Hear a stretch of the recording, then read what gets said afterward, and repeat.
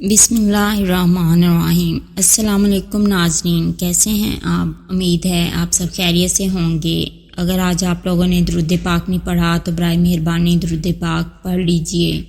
آج کا ہمارا واقعہ ہے اللہ کی رحمت اللہ کے غضب پر غالب ہے۔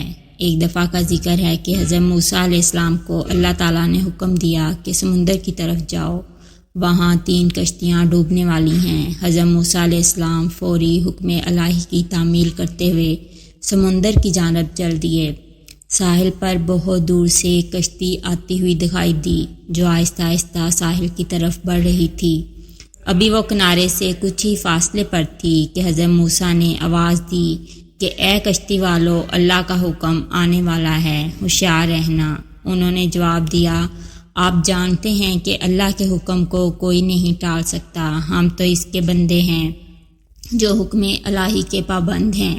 کشتی والے ابھی یہ بات کہہ ہی رہے تھے کہ اچانک ایک موج اٹھی اور کشتی ڈولنے لگی۔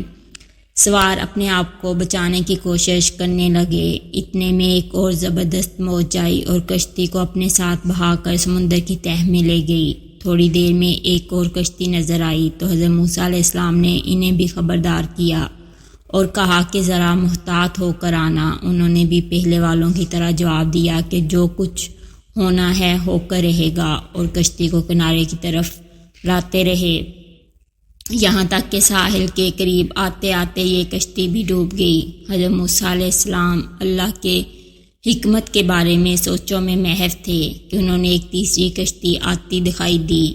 آپ نے حسب سابق اس کشتی والوں کو بھی نصیحت کی کہ دیکھو، اللہ کا حکم آنے والا ہے، اپنے گناہوں کی معافی مانگتے ہوئے ذرا محتاط ہو کر آؤ۔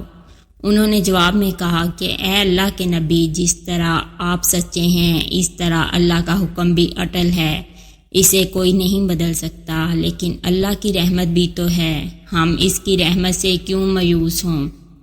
لہٰذا ہم اللہ کی رحمت پر بھروسہ کر کے آ رہے ہیں، اور وہ اپنی رحمت کے صدقے میں ہمیں ضرور امن و سلامتی کے ساتھ کنارے پر پہنچا دے گا۔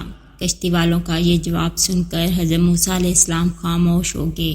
جب کشتی بحفاظت کنارے آ لگی تو اللہ کے پیغمبر سوچنے لگے کہ اللہ نے 3 کشتیاں ڈوبنے کا فرمایا تھا، 2 تو ڈوب گئیں لیکن تیسری سلامتی کے ساتھ کنارے آ لگی ہے، یہ کیسے بچ گئی؟ ارشاد باری تعالیٰ ہوا کہ اے موسیٰ، آپ نے سنا نہیں کہ تیسری کشتی والوں نے کیا کہا؟ انہوں نے میرے حکم کو تسلیم کیا تھا، میری رحمت کو آواز دی تھی اور اس پر پورا توکل اور بھروسہ بھی کیا تھا، تو اسی لیے یہ کشتی میری رحمت کے طفیل بچ گئی، کیونکہ جو بھی میری رحمت کا طلبگار ہوتا ہے میں اسے نا امید نہیں کرتا۔ حدیث میں آتا ہے کہ اللہ تعالیٰ نے جب مخلوقات کو پیدا فرمایا تو عرش پر لکھ دیا کہ میری رحمت میرے غضب پر غالب ہے۔ سبحان اللہ۔ اگر آپ کو میری یہ ویڈیو پسند آئے تو اسے لائک اور شیئر کریں، میرے چینل کو سبسکرائب کریں اور کمنٹ سیکشن میں اپنی رائے کا اظہار لازمی کریں۔ شکریہ۔